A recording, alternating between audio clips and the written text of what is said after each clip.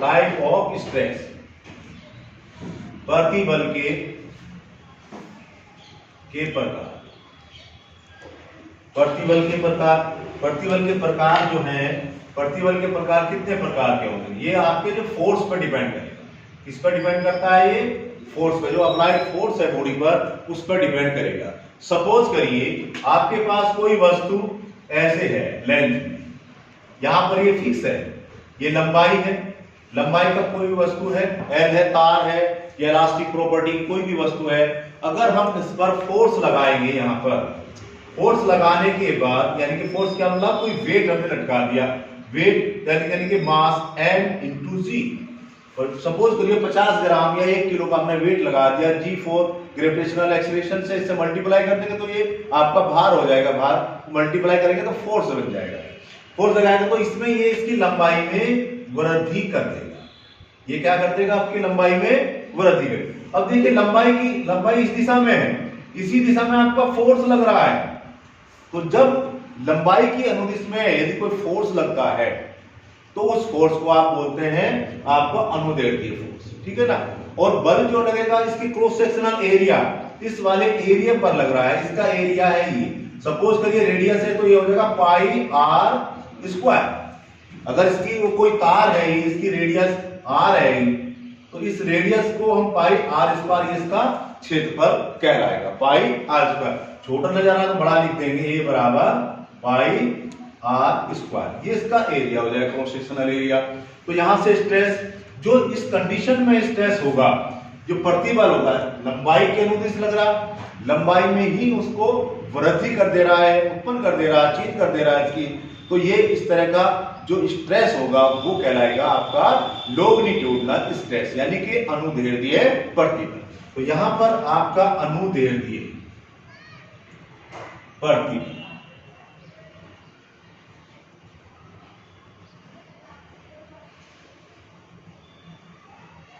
Longitudinal stress. अब ये यानी कि अब देखिए अनुदैर्ध्य प्रतिबल कहलाएगा वही F अपॉन A।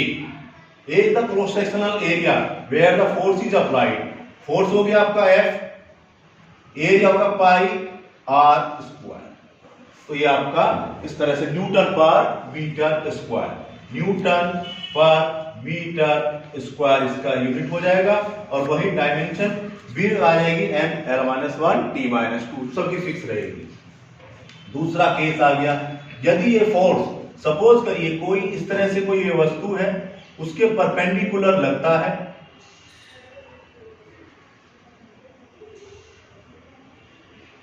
ये परपेंडिकुलर फोर्स ऐसे अप्लाई कर रहा है, ये इसका एरिया है, एरिया। अब जब इस पर ये फोर्स लगेगा तो ये सपोज करिए इसका वॉल्यूम V है, तो ये V को इसको चेंज कर देगा, इसके वॉल्यूम में थोड़ा सा परिवर्तन कर देगा। तो यहां पर जो फोर्स हो गया, ये फोर्स देखिए ये इसका सरफेस है, दैट इज द ये सरफेस है, ये फोर्स है, ये परपेंडिकुलर डायरेक्शन में लग रहा 90 डिग्री पर, बिल्कुल। तो यहां पर ये फोर्स को क्या कहेंगे आपको, इसका नॉर्मल स्ट्रेस या अभिलंब प्रतिबल। ये नॉर्मल यानी कि अभिलंब, इसका मतलब क्या हुआ, जो सरफेस एरिया है, ये पृष्ठ है, इस पर ये परपेंडिकुलर लगेगा 90 डिग्री पर। ये अगर एरिया है, यहां पर एरिया को ये वाला सरफेस एरिया, तो ये आपका क्या कहलाएगा, नॉर्मल यानी कि अभिलंब प्रतिबल। इसका भी मीनिंग वही है F अपॉन A। अब जब हम डेफिनेशन ये समझते हैं कि फोर्स पर unit area perpendicular, it known as the pressure. ये क्या कहलाता है, ये दाब के रूप में रहेगा। तो इस तरह का ये प्रेशर के रूप में रहता है, क्योंकि परपेंडिकुलर डायरेक्शन में लगता है। तीसरा आपके पास आता है, यहां पर तीसरा आएगा टेंजेंशियल स्ट्रेस, यानी कि आपका स्पर्श रेखीय प्रतिबल। इसे अपरूपण प्रतिबल भी कहते हैं। क्या कहते हैं इसे, अपरूपण प्रतिबल। इसके लिए हमें यहां पर आइए, इसके लिए सपोज करिए ये आपका कोई भी वस्तु है, ठीक है, इसका पृष्ठ क्षेत्रफल है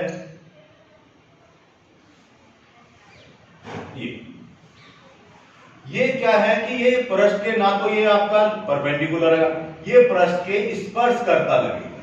कैसा लगेगा? ये उसके पृष्ठ को स्पर्श करता। ये पृष्ठ इसका फ्री है, फ्री एंड है, और ये आपका फिक्स्ड एंड है, फिक्स्ड एंड है।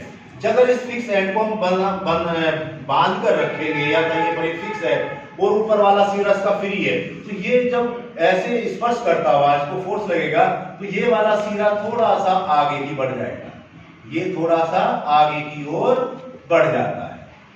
तो ये देखिए इसमें इतना ये परिवर्तन कर देगा, ये वाला इसका इसमें परिवर्तन कर देगा। फिर वो हम देखेंगे परिवर्तन में क्या है, वो स्ट्रेंथ के रूप में जाना जाएगा। उसी हिसाब से फिर स्ट्रेंथ हम डिस्कस यहां से करेंगे। अब देखिए यहां पर टेंजेंशियल यानी कि अपरूपण, अपरूपण प्रतिबल, अपरूपण या टेंजेंशियल, ठीक है ना।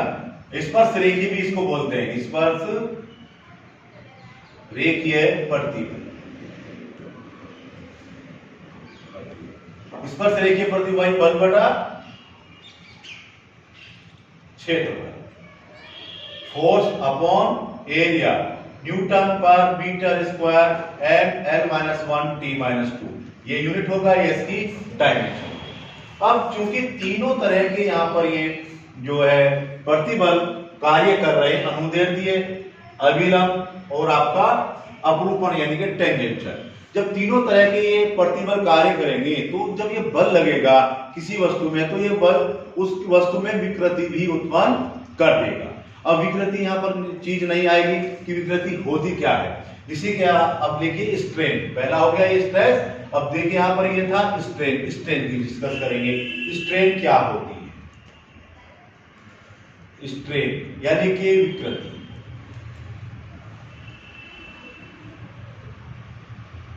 ठीक है ना। विकृति क्या चीज है? विकृति है अनुपात। जैसे हमने किसी वस्तु की लंबाई हमने ली थी, प्रारंभिक लंबाई थी, जब उसमें फोर्स लगाया गया, फोर्स कौन सा लगा? आपका अनुदैर्ध्य प्रतिबल, स्ट्रेस लगा, उसमें उस अनुदैर्ध्य जो प्रतिबल ने उसमें क्या कर दिया? उसकी लंबाई में परिवर्तन कर दिया। तो यहाँ पे जो उसकी ओरिजिनल लंबाई थी और ये लंबाई परिवर्तन, यानी कि जो लंबाई में परिवर्तन रहा उसकी जो प्रारंभिक लंबाई, उसको अगर हम अनुपात देखेंगे तो वह अनुपात ही क्या कहलाएगा? उसका विकृति कहलाएगा, अर्थात उसमें कुछ उसके रूप और आकार में कुछ परिवर्तन आ गया, ठीक है ना। तो किसी वस्तु के, ये भी किसके अंडर में आ रही है सारी कंडीशन? ये with in the elastic limit है। ये सब तब तक एप्लीकेबल है या लागू होता है जब तक कि उस वस्तु में प्रत्यास्थता का गुण विद्यमान रहना चाहिए। अगर सपोज करिए हम कोई इलास्टिक लेते हैं, रबड़ लेते हैं, रबड़ को हमने एक्सटेंड करा, फोर्स लगाया, या उस पे यहाँ पत्थर बांध के, छोटे बच्चे पत्थर बांध के ऐसे खेलते हैं तो वो थोड़ा सा ऐसे ऐसे जो ऐसे बोब को ऐसे वो घूमता रहता है, बच्चे खेलते रहते हैं। लेकिन अगर उस पर पत्थर आपने छोटा बांधा तो उसमें क्या है? इलास्टिक की प्रॉपर्टी बनी रही। लेकिन आपने अगर पत्थर ज्यादा बड़ा बांध दिया तो वो तो टूट के ब्रेक हो जाएगी, जैसे ही वो ब्रेक हुई तो वो वहां इलास्टिसिटी खत्म। तो with in the limit, limit का मतलब ये है कि उसके अंदर जो भी वस्तु है वो प्रत्यास्थता का गुण विद्यमान रहना चाहिए, अर्थात बरकरार रहना चाहिए। तो हमें इतना फोर्स लगाना है, ऐसा नहीं कि वो बिल्कुल ही ब्रेक हो जाए। सोने चांदी के तार खींचे जाते हैं, ठीक है ना, वो तार खींचे जाते तो वो भी इलास्टिक लिमिट के अंदर ही खींचे जाते हैं। अब आपने इतना खींच दिया वो तो बिल्कुल टूट जाएगा, बारीक होता चला जाएगा, पतला होगा, टूट जाएगा, इलास्टिसिटी उसकी खत्म, ठीक है ना। अब विकृति यानी कि किसी भी वस्तु के रूप और आकार में हुए परिवर्तन और उसके ओरिजिनल रूप और आकार में परिवर्तन के अनुपात को उस वस्तु का क्या कहेंगे? विकृति कहेंगे, ठीक है ना। तो that means the fraction change in original shape and size. एक तो ओरिजिनल शेप एंड साइज हो गया और एक चेंज ओरिजिनल में जो चेंज किया गया, किसके कारण? ये जितने भी तीनों तरह के स्ट्रेस लगे हैं इनके कारण। तो अगर हम ये कहेंगे the fraction change in shape and size of the any body या any matter is known as the strain, या किसी वस्तु के रूप और आकार में हुए परिवर्तन और उसके ओरिजिनल रूप और आकार में परिवर्तन के अनुपात को उस वस्तु का हम क्या कहेंगे, स्ट्रेन यानी कि विकृति कहेंगे। अर्थात विकृति क्या हो जाएगा, विकृति है वस्तु के रूप व आकार में परिवर्तन बटे वस्तु का प्रारंभिक रूप व आकार। शेप एंड साइज, किसी का शेप चेंज होगा, किसी का साइज होगा, वो डिपेंड करेगा हमारे पर वस्तु पे। तो ये देखिए, अब यहां पर सपोज करिए हम लंबाई की बात कर रहे हैं पहले केस में अनुदैर्ध्य के लिए, तो ये भी क्या है, एक ही जगह रूप है तो वहां पर वो रूप चलेगा, आकार है तो वहां पर वो आकार चलेगा, ठीक है। तो देखिए एक ही क्वांटिटी है, ये उसी क्वांटिटी में चेंज है, ये ओरिजिनल क्वांटिटी है, तो दोनों एक ही राशि का अनुपात है, तो क्या इसकी यूनिट हो सकती है, नो। तो ये क्या है, डायमेंशन लेस है और यूनिट भी लेस है, इसका मात्रक यानी कि मात्रक विहीन राशि है, मात्रक विहीन राशि, ठीक है। और इसी तरह इसका विमा भी हो जाएगी, विमाहीन राशि, तो ये विमा भी नहीं रहेगी इसका और मात्रक भी नहीं रहेगा, क्यों, क्योंकि ये एक ही राशि का अनुपात है।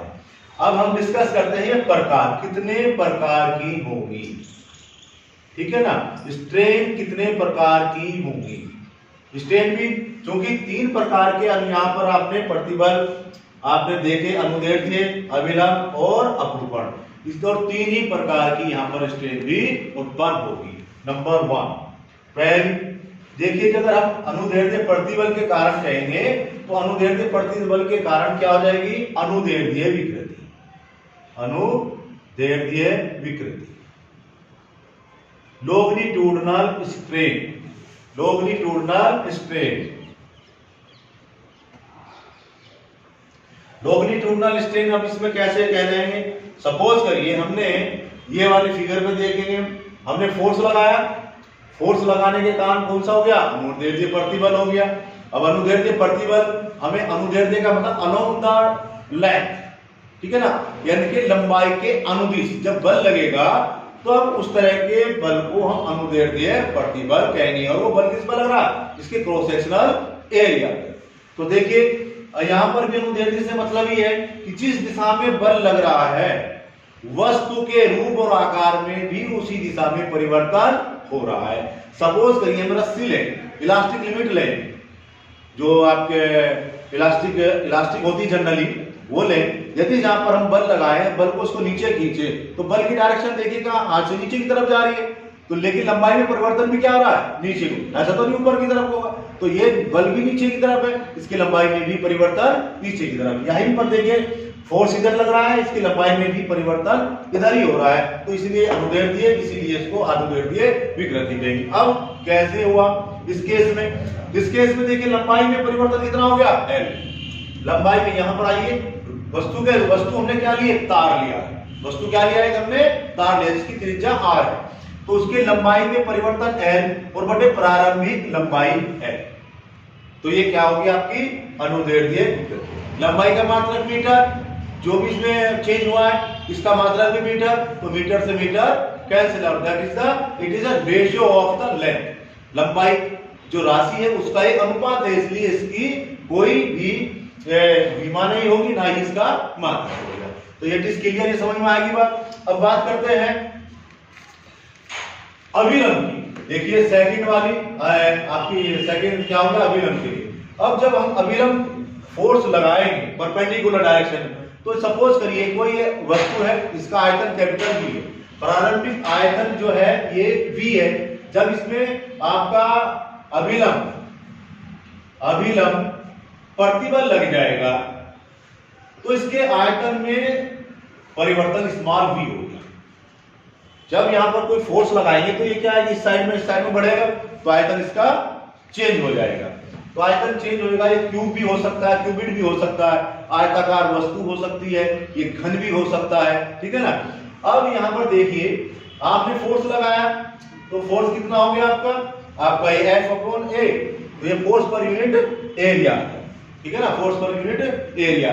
अब बात करेंगे यहाँ पर ये प्रेशर के रूप में जाने जाएगा।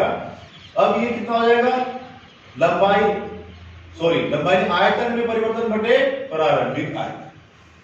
ठीक है, तो इसको बोलेंगे वॉल्यूम स्ट्रेन।